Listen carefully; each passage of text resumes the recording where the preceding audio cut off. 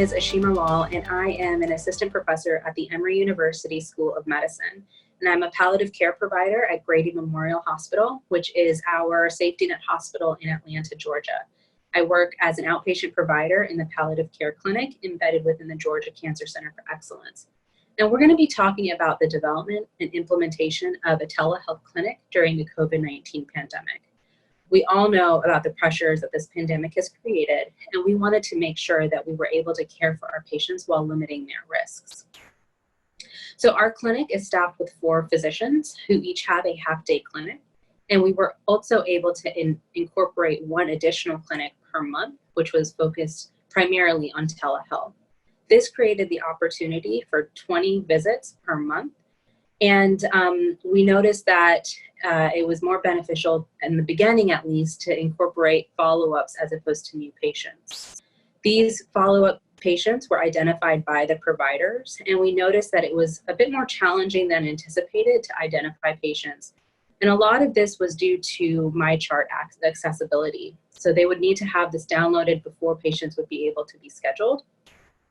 And we noticed that less than 40% at this point are actually scheduled, enrolled. And we are increasing our abilities to enroll more patients in MyChart, so that way we can access more patients. So once the patients were identified by providers, the patient would be scheduled, and the patient access rep would call them 2 hours before the visit. And this would be to make sure that they had adequate internet access, that they had accessibility to a device with a camera, as well as necessary software applications. And if they didn't have any of these, the visit would be converted to a phone visit. And I think this is a very helpful plan B, and I wanted to talk a little bit more about the reason why I thought that was a benefit. The providers were well versed in caring for patients through symptom assessment and goals of care via phone, as this was the primary mode of visit from March until August when this clinic went live. I found that these visits tended to be more formal, as patients anticipated it to be a video visit.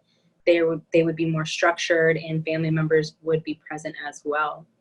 We did identify the missing piece to the puzzle, and that was through the pre-visit plan, in which there would be an additional point of contact a week before the visit. And in this, patients would be able to identify whether or not they had any missing pieces, and would give a week to either be able to work with the IT group to increase their accessibility, or to be rescheduled as an in-person visit.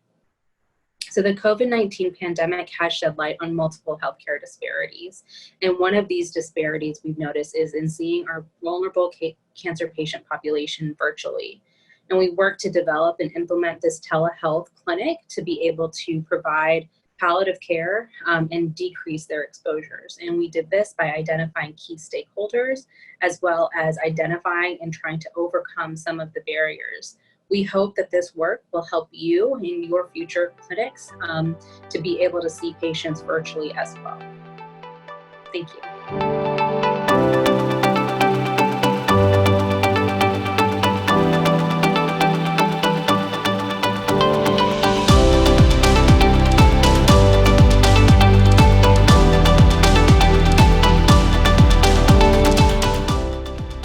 My name is Emily Palmer. I'm a nurse practitioner and clinical director of palliative care at Hebrew SeniorLife in Boston, Massachusetts. I'm thrilled to be here with you today at the CAPC 2x4 event.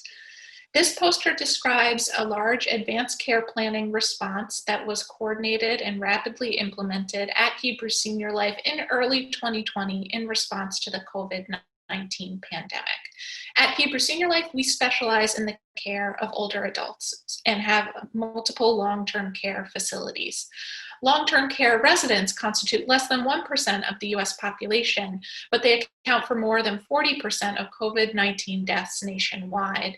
With this novel COVID virus, care preferences of long-term care residents have not been previously studied. Following the outbreak of the coronavirus at Hebrew SeniorLife in March of 2020, the Palliative Care Consult team partnered with the Hinda and Arthur Marcus Institute for Aging Research to launch an extensive, efficient, advanced care planning response. The palliative care clinicians leveraged telehealth to conduct advanced care planning discussions with activated healthcare proxies of long-term care residents. Our goal was to elicit and document the preferences and code status of the long-term care residents in the event of COVID-19 infection. The telehealth intervention took place between April 13th and May 26th of 2020. Long-term care residents who did not have a do not hospitalize order as part of their advance directive as of April 13th were eligible to participate in the program. The palliative care consult team trained redeployed clinicians from various disciplines to facilitate telehealth calls to activated healthcare proxies. Specific training and support was provided in a COVID-19 discussion guide, as well as a protocolized workflow and real-time EMR data. Moving over to the right, you can see some of the results of this initiative. In the bottom bar, you can see our great strides in COVID testing. As of April 13th, 80% of the long-term care residents had not yet been tested for the virus. As of the end of the study period, we had tested almost every resident on our campus and had identified that roughly 30% of the population had contracted the virus. Looking at the top bars, which are yellow and purple, you can see that during the study period of our residents who had not yet elected to have a do not hospitalize order, 40% of those residents elected to add one to their advance directive. Of the patients who added a DNH order, who passed away during the study period, none of those residents were hospitalized, which is an important outcome indicating goal concordant care. Moving on to the conclusion section, what can we learn from these results? We believe that compassionate COVID-specific advanced care planning telehealth interventions can increase the proportion of long-term care residents with do not hospitalize directives. Our results suggest that many long-term care residents may prefer comfort-focused care in the event of COVID-19 infection. Here at Hebrew Senior Life, we are really proud of these results. We believe that they really align with our mission in supporting the dignity and choice of older adults.